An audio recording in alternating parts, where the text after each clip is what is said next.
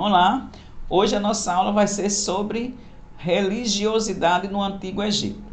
Como o Egito é cheio de curiosidades, dividimos por partes, onde vocês estudaram a primeira parte, depois as pirâmides, depois o faraó, e agora a gente vai estudar a religião, né, deles, que era bem curiosa, um tanto pouco diferente da nossa. Então, os egípcios eram politeístas e, além disso, era antropomórfico. Isso quer dizer o quê? Que além deles serem politeístas, adoravam vários deuses, eles misturavam a figura humana com a figura de animais. Antro quer dizer humana, zoomórfico quer dizer animais. Então misturava tudo. Então os deuses eram representados por figuras humanas e figuras de animais. E às vezes até os dois juntos. Às vezes era o cara com um corpo de homem e a cabeça de animal. Então, acreditavam na vida após a morte, por isso mumificavam os mortos. Eles achavam que deveriam conservar os corpos, porque se as pessoas voltassem à vida, não estariam com o corpo danificado. Então, isso era uma maneira de preservar o corpo através da mumificação, esperando que as pessoas voltassem à vida. É claro que isso nunca aconteceu, mas eles acreditavam na época que as pessoas voltariam à vida alguns anos no futuro. Os templos eram fechados aos sacerdotes e ao faraó, então só o faraó e os sacerdotes tinham o direito de entrar nos templos religiosos no Egito. Os principais deuses da religião egípcia, tinham vários, mas os principais eram 4. Amon-Ra, que representava o sol, era venerada em todo o Egito, não só no Egito, todas as grandes civilizações da antiguidade adoravam o sol. O sol era aquele astro-rei que nascia todos os dias, depois de uma noite tenebrosa, né, depois daquele frio, né, da noite, era que fazia os frutos amadurecerem, aquecia, né, iluminava, fazia as flores abrirem. Então o sol para eles era assim, uma espécie de realmente um grande Deus, quer dizer, o maior de todos, e eles chamavam de Amon-Ra.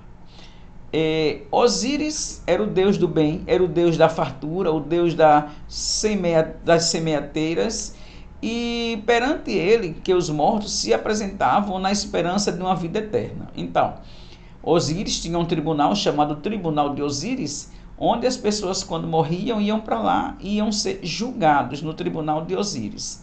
Depois que eram julgados, aí sim ele daria sentença se a pessoa iria para o paraíso ou não. Então, ele era considerado o Deus do bem, mas também um juiz, né, dos pecados que as pessoas cometiam aqui na terra. Ísis, protetora das crianças, da fecundidade, e também a esposa de Osíris, né? Então, Ísis representava também a primavera, porque era a fecundidade. Geralmente, a grande parte dos animais, eles procriam na primavera. Então, ela representava também isso, né? A fecundidade representava bem o lado feminino. Anubis, deus dos mortos, o rei dos embalsamadores. Então, ele era o deus dos mortos, era aquele que guiava as pessoas para o mundo dos mortos.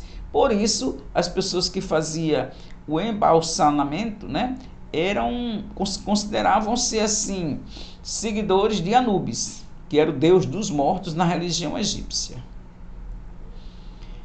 Como eu já disse, né, a religião deles era politeísta e antropomórfica, humanos com animais. Então, aqui tem uma historinha sobre os deuses. Osíris, herói de muitas lendas, considerado o juiz dos mortos. Como eu já disse, né, ele julgava lá no tribunal se as pessoas iriam para o paraíso ou não. Foi assassinado por Sete. Sete era o deus do mal.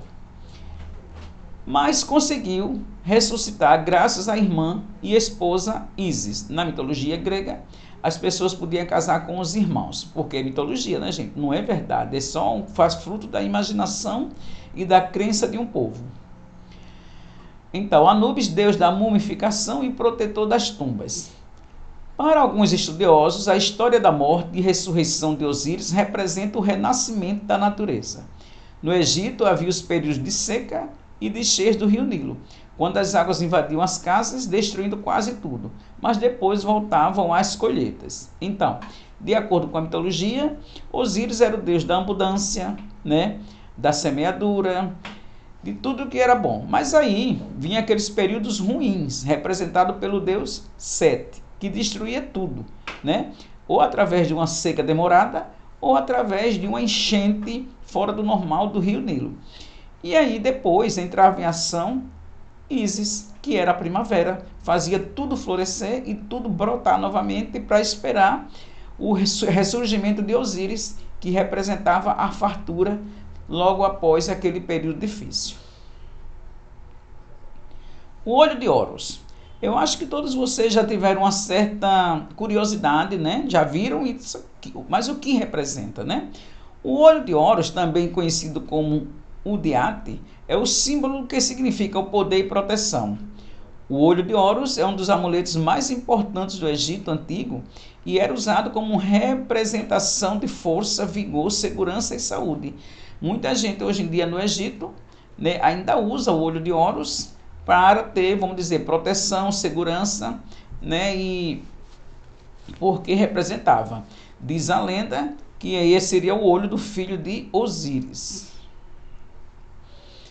Então, depois de um tempo vivendo como religião politeísta no Egito, então apareceu um faraó, Amênofis, também chamado de Akenaton, que ele queria impor o monoteísmo, fazer o que o culto fosse só dirigido a um deus, no caso Ra, o deus do sol.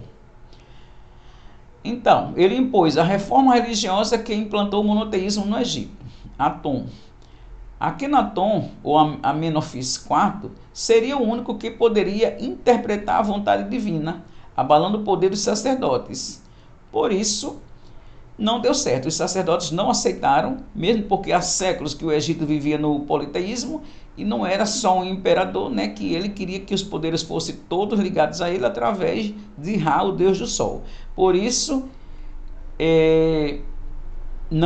o monoteísmo naquela época acabou não vigorando no Egito. Após 17 anos de governo, Akenaton morre e junto com ele o seu monoteísmo. Então, depois de sua morte, os sacerdotes e o novo faraó ressuscitou no Egito o politeísmo, ou seja, a adoração de vários deuses.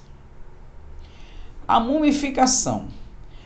Como acreditavam na vida após a morte, os egípcios mumificavam os cadáveres dos faraós, colocando-os em pirâmides, com o objetivo de preservar o corpo. A vida após a morte seria definida segundo crenças egípcias pelo deus Osíris em seu tribunal de julgamento. O coração do morto era pesado pelo deus Marte, que mandava para uma vida na escuridão aqueles cujo órgão estava pesado, que tivesse uma vida de atitudes ruins, e para uma vida boa aquele que estava de coração leve. Então, de acordo com a lenda, eles pegavam o coração do morto e colocavam numa balança. Se as boas ações pesassem mais do que as más ações, ele iria para uma vida boa, né, para o paraíso.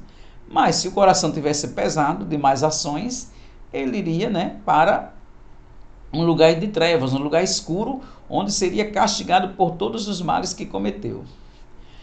Muitos animais também eram considerados sagrados pelos egípcios, de acordo com as características que apresentavam: o chacal, esperteza noturna; gato, a agilidade; o carneiro, reprodução; o jacaré, agilidade nos rios e pântanos; a serpente, poder de ataque; a águia, capacidade de voar; e os caravelos, ligados à ressurreição, né? Que é aqueles besouro preto que tem uma carapaça.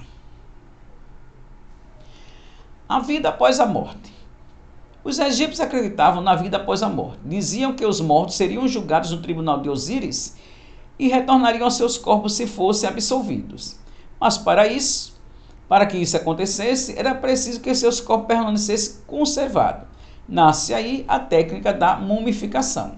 Então, eles acreditavam que os mortos iam ser julgados no tribunal de Osíris e, se eles fossem absolvidos, ou seja, perdoado, ele poderia voltar à vida no mesmo corpo. Por isso, eles preservavam o corpo e desenvolveram uma técnica de mumificação.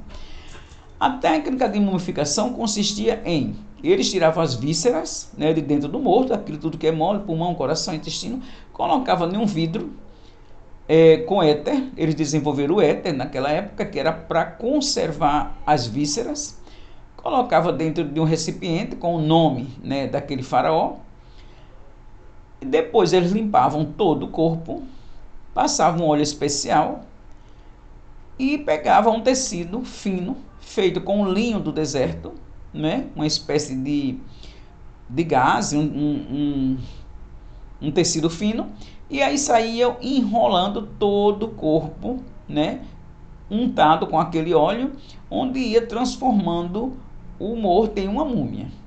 Dali, ele era colocado dentro de um sarcófago. O sarcófago era uma espécie de caixão de defuntos, lá no Egito Antigo, e na tampa, né, do sarcófago estava a imagem do faraó. Por quê?